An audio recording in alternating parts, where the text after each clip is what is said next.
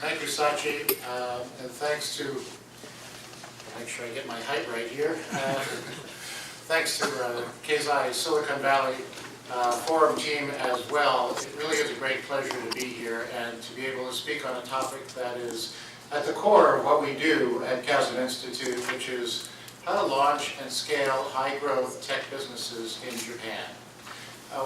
What we're speaking to from the lens, if you will, is Japanese companies operating in Japan and dealing with the challenges and the struggles of transitioning very interesting new product innovations into what can be large, mainstream commercial successes. Right?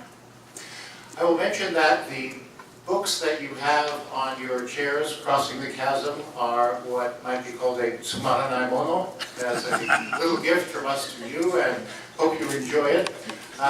For those of you who would like the Japanese version of Crossing the Chasm, our books are published in Japanese, Crossing the Chasm, Escape Velocity. If you would see us after the event, let us know. We'd be very happy to send you a copy of the Japanese version. Okay? For this presentation, we're going to divide it into 3 parts.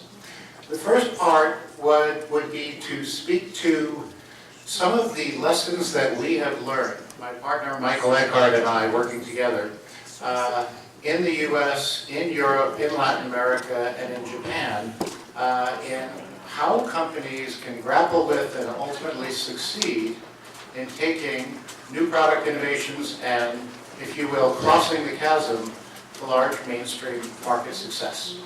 We'll spend about 20 to 30 minutes providing you with lessons learned, a few frameworks and models that may be useful for the challenges that you face. We'll then go into a panel discussion with Nitin Deo and Aichi Kobayashi and Tom Dooley, who will provide their personal experiences as senior executives that have worked and lived in Japan and in the US, so that we can compare and contrast what their real-world learnings are, what works well, what has not worked well for them, as a guide for what you may do in trying to scale businesses in Japan and in markets outside of Japan. And then we wanted to make sure that we would leave ample time for Q&A at the end. So we'll do this in a 3-part approach, if you will. My partner, Michael Eckhart, and I thought that to keep things lively and interesting, we would share duties in presenting some of the initial content. So without further ado, I'm now going to turn the podium over to Michael. Thanks, Andrew. You know, when I heard the introductions here of the many, many people with so much experience in the room, I counted 22 different industries and professions in the room. You know, fintech, and there was bioscience, and there's a lot of consulting in different areas about, you know, bringing Japanese and US companies together, clinical trial software. Our goal is to make this session, both this session here that Andrew and I are doing, as well as the panel, relevant to each one of you here in the room. So that's certainly the goal. The book that Andrew mentioned, and this is the Crossing the Chasm book, just that one, yeah. This session is not about books. We'd like you to be able to read the book. Our suggestion is the first 65 pages gives you a very strong kind of encapsulated view about what it takes to get complex, disruptive technologies into the main marketplace. You know, consultants love to throw buzzwords around, and Crossing the Chasm is one of those, so forgive us for that. But Crossing the Chasm is really about how do you get from the early market, the easy market, to normal customers. Normal customers who are about 88% of the market. Some of you in the room here might not be normal. You might be the early adopting customers, and you sometimes have a hard time empathizing with the more pragmatic group, and we'll be talking a bit about that as well. As Andrew mentioned, this is all based on about 500 different engagements we've done with clients over the last 15 plus years, all in tech, so software, hardware, services, and related. And the idea is this, is that the newest Crossing the Chasm book that you have, we didn't really want to update it, it's a lot of work, but the Stanford engineering dean came to us a year and a half ago and said, listen, we're still using version 2. Could you please come out with a new version so somebody under the age of 30 would recognize the name of the companies in the book? You know, who's Silicon Graphics, who's Vertical Net, we've never heard of these companies. There's a whole new generation, so we added in VMware and Google and Apple examples and some others as well from kind of the Born in the Cloud as well as other companies as well. So hopefully you'll enjoy the book that Andrew and I have been involved in as well on that. Just very briefly, you've already heard about the work we do, so we're not going to spend any time on this page at all. Everything we do is anchored, though, in the real world of not theory, but application and practice. And so we're going to throw a few frameworks and tools at you that really, I hope, can be practical. Things you can use tomorrow and next week in the already amazing companies that you're working in today. And so we'll briefly just build this slide to skip the drama, if there is any drama in this slide, and I think there probably is. That the next $1 trillion in business, that about, from the introduction I heard, about 2/3 of you are somewhere on this page in some tech market. There's 9 trends that we see. The reality and the shock is that every company on the planet knows these are the trends. Not every company on the planet is going to win with these different trends, whether it's IoT or AI or other areas that you see up there. And so what we're going to be putting forth to you in the next 20 minutes or so before we move to the panel discussion is really for Japanese companies specifically and the challenges they have in going to market in new geographies, in new applications, as well as those of you that represent US companies as well. And of those 9 trends that you see on that page, some of these have been around for a long time. AI, you may be aware that AI has been in the early market for 27 years. Okay? A lot of talk, a lot of white papers, a lot of discussions, but normal customers haven't really. And now in the last 3 to 4 years, we're seeing AI start to move across into the main marketplace in things like cybersecurity, in voice recognition, the Siris of the world, the Google Homes and so forth. But that's been a long, long slog. How many of you have 27 years to get across the chasm in your business? You don't think that's most general managers' view of the right timing for going to market and succeeding. So this set of trends, as you think this through, there's a heck of a lot of companies who missed the last wave or the wave before that. In fact, what we put on this as a headline is that these are all great companies, or were, past tense, great companies. And the reality is that every one of those missed the next wave. They were in conferences just like you are now. In September 2017, they were in conferences in 2014, 2012, 2008, talking about, hey, cloud is coming. And a lot of new SaaS solutions. And companies could not adjust. You'll also probably notice that we're going to be moving between the English version and the Japanese version of the language on some of the headers. Not everything's translated, but some of the parts are. And the question is, it's not a lack of wanting. It's not a lack of resources. In fact, some of these companies had a lot of resources. But at some point, something bad happened. And what bad happened was the adoption by them and the next wave didn't happen the way they thought it would. But every one of these companies was innovative, just like your company is as well.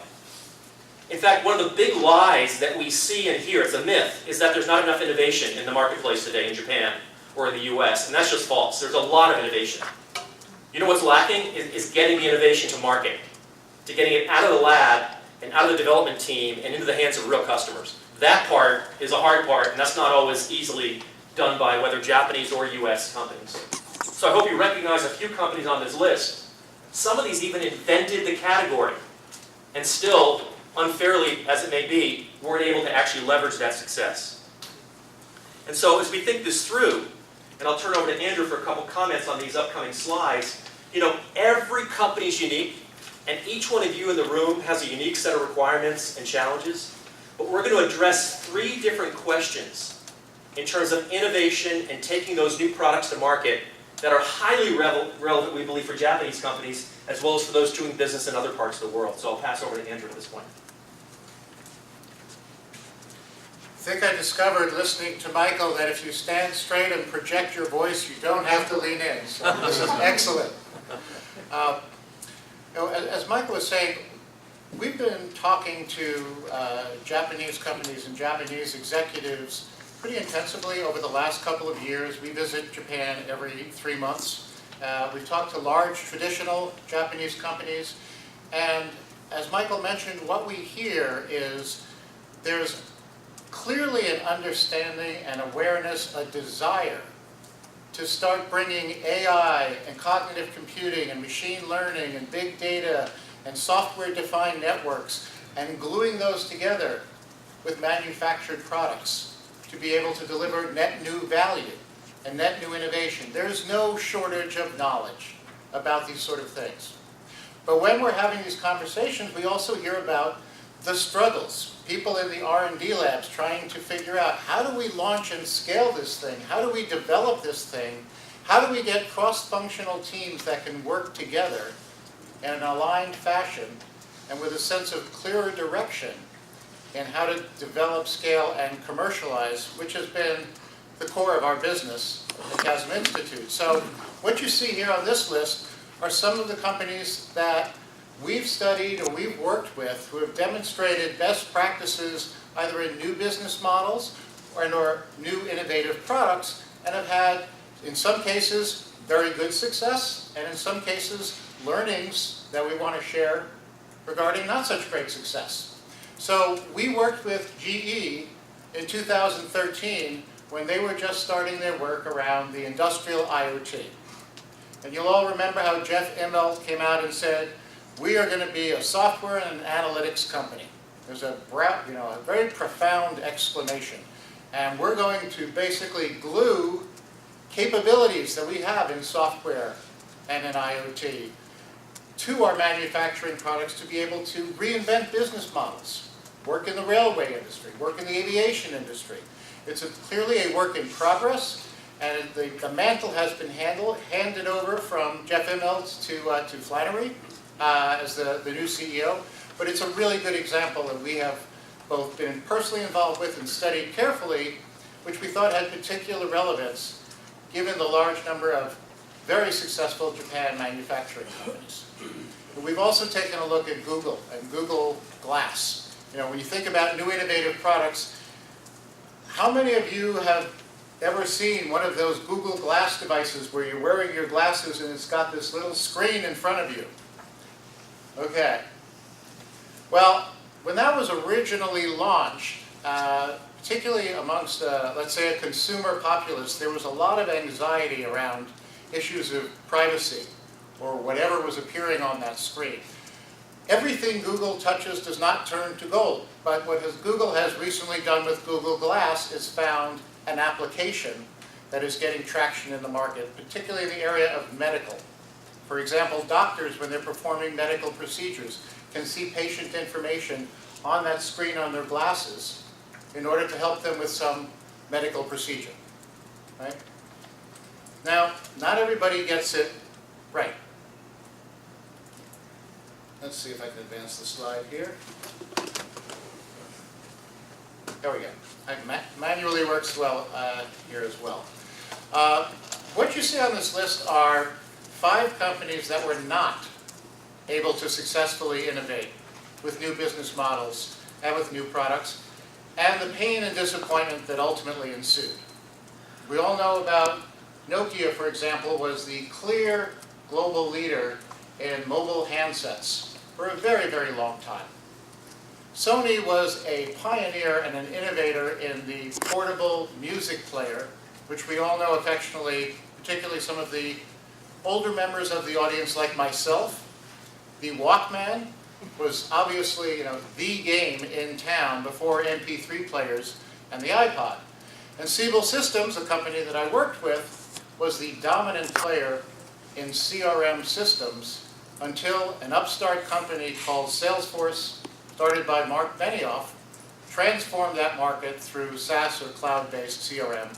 And then lastly, how could we forget Kodak, who, by the way, had reams of information, reams of spec data in 1985 of what digital photography and digital imaging should do.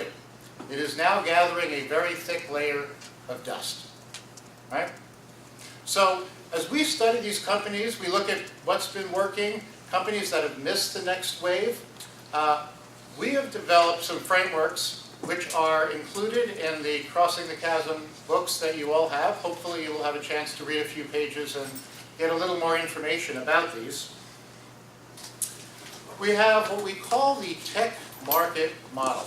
Now this is a model for how new technologies, new innovations are adopted by consumers or by customers over a period of time. It is an action-based model.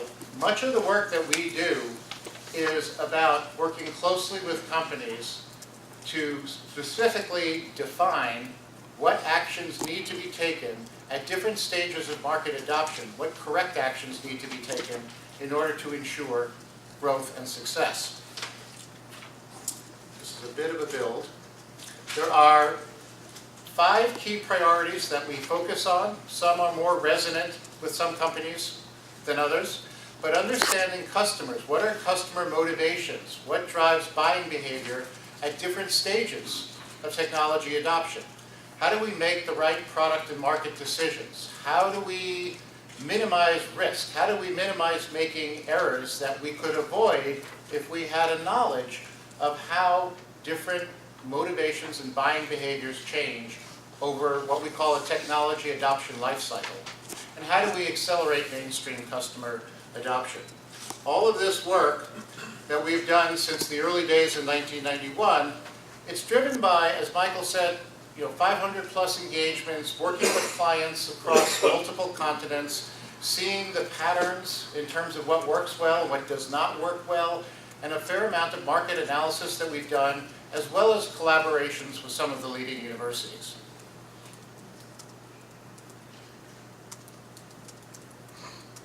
So what this model looks like at a high level, it's a practical tool that we've developed to predict how market priorities must change as one moves from what would be called the early market into the main normal buyers that you know in Main Street. How do you become a large, successful business? How do things change as you move from the early market, where we typically see visionary buyers that are looking for a breakthrough, that are looking for competitive advantage, and that are willing to accept risks in order to get that major breakthrough, versus getting into a mainstream market where it's more about evolutionary change, solving for a broken business critical process, solving for pain. But these are people who are lower risk. They want things that are proven. They want things that are safe. They don't want to jump out on the limb, the bleeding edge, if you will. They have specific needs, and they are a little bit more cautious in the way in which they approach adoption as buyers that we typically refer to as pragmatists. Okay? So with that, as a backdrop, Michael will take you through key questions that we ask our clients and we work with our clients on in helping them cross the chasm. Great, thanks, Andrew.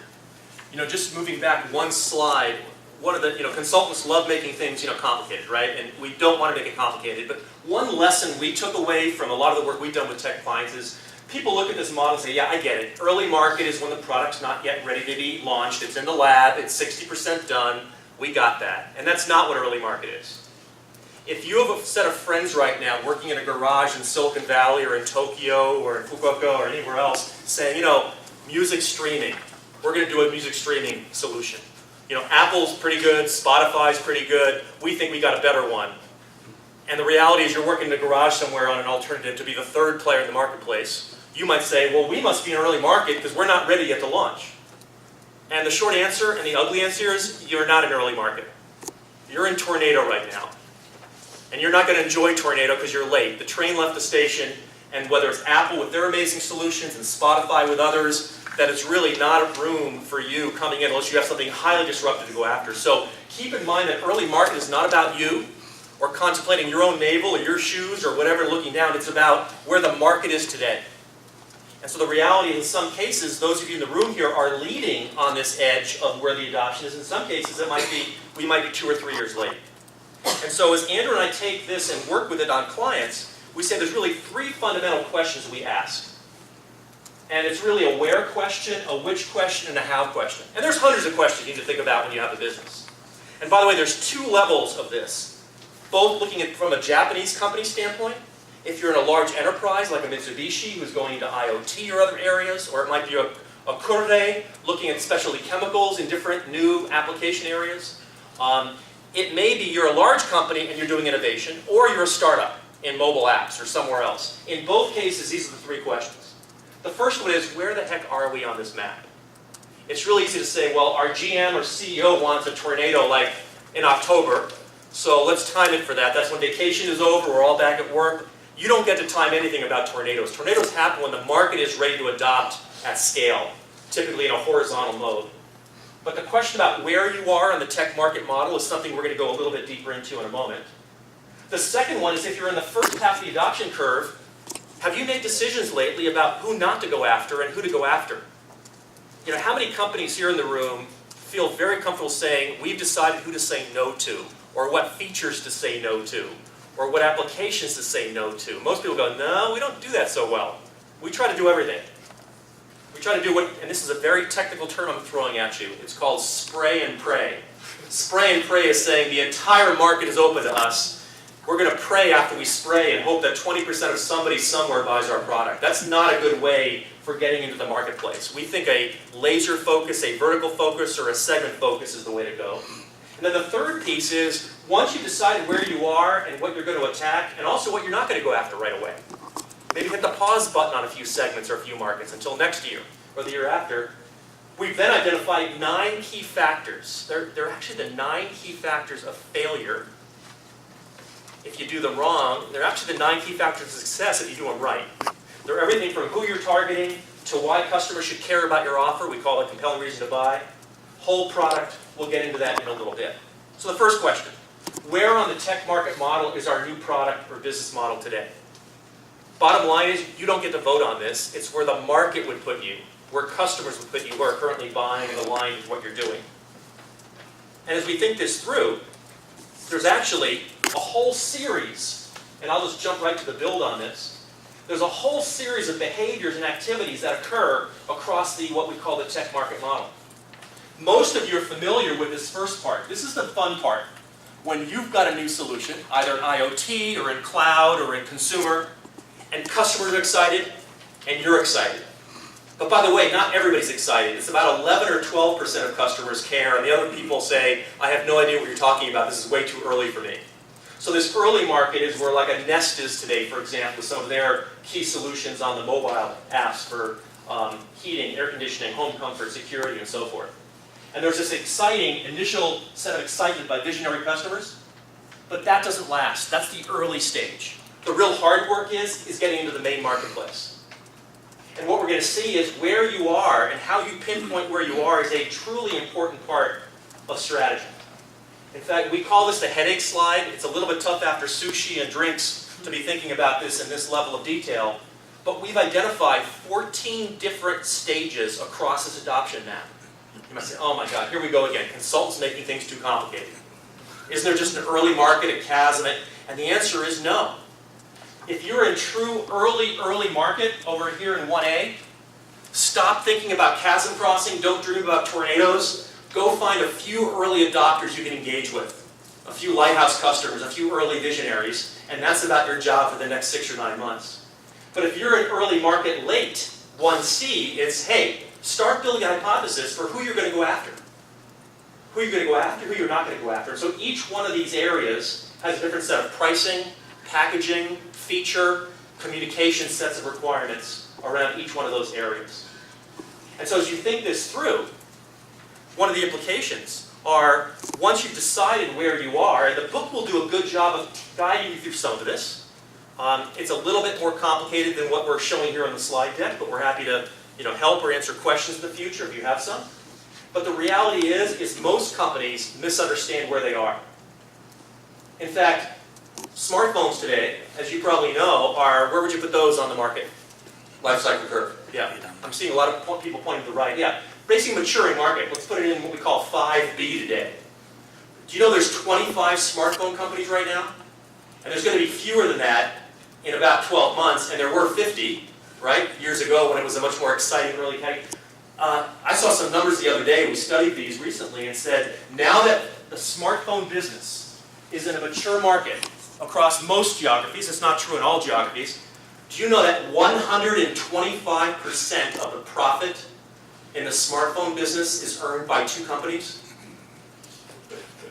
Apple, no surprise there, have done a fantastic job, and Samsung. Apple and Samsung account for 125% of the profit in the smartphone industry. Now, how can that be? How can there be 125% of any? What does that tell you about the other 23?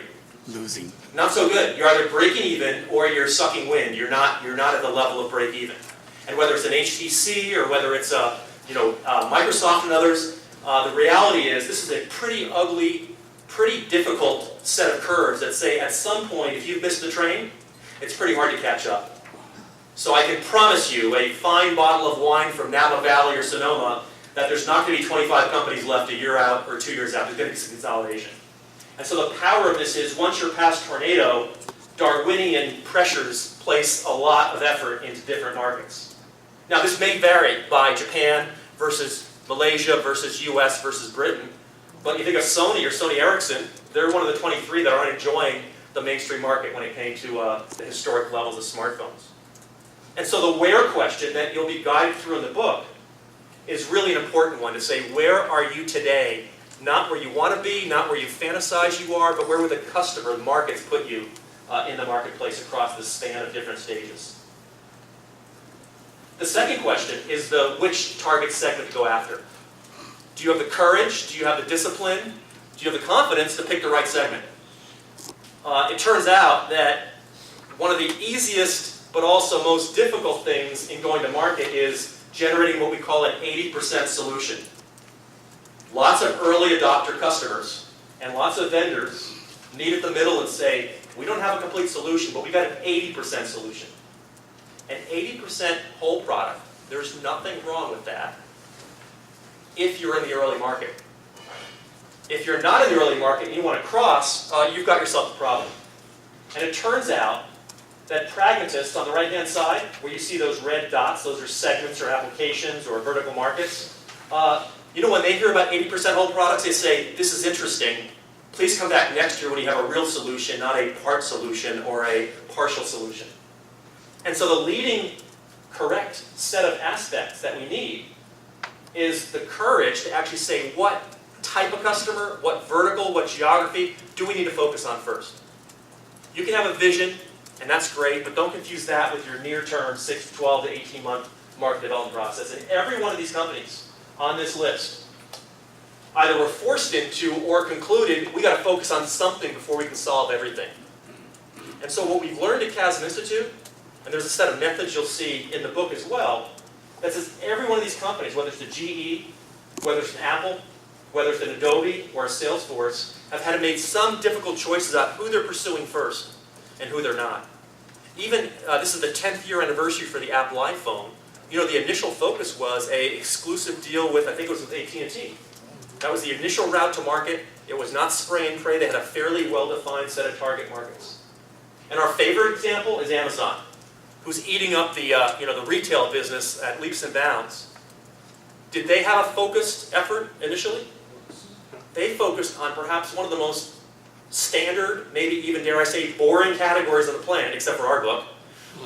No, they focused on books.